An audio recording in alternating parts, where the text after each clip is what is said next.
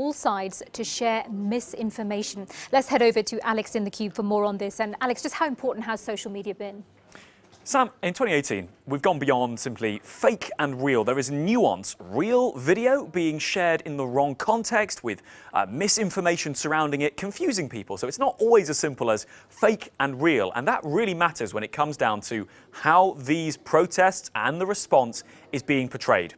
Watch this. This is a live stream that took place on Saturday in Pau. It's a city in the southwest of France. It shows a standoff between police here, riot police, you can see fully geared up, and the Gilets jaunes, the yellow vests here. The moment you're about to see is the moment that has got a lot of people talking, especially in the Gilets jaunes groups. When the video pans back around, it will show the police. Bear with us 1 second. It's obviously this was filmed live from Pau. It shows the police here taking off their helmets. There is then a round of applause from members of that group of Gilets jaunes. And this video, you can see here one clapping them, this video seized upon by supporters of the protest in that city and indeed more broadly across France to show what they say is support from the police for their demonstrations against Macron and the government. These are just examples of screen grabs from that video saying, well, the government, it's not in a good place when the police are siding with the protesters. And this is really significant because as you saw in that video, just seeing that clip, you might get that sense. Let's bring you another one here.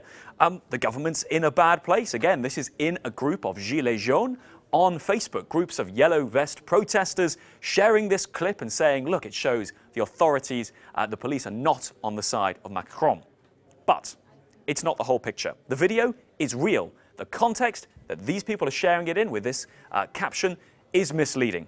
AFP, the news agency, have been working to verify and speak to the journalists who are on the ground. They've been doing a lot of work on this, a team of fact-checkers, and they say what actually was taking place here was not a sign of submission from the police or support from the police, but a negotiating tactic.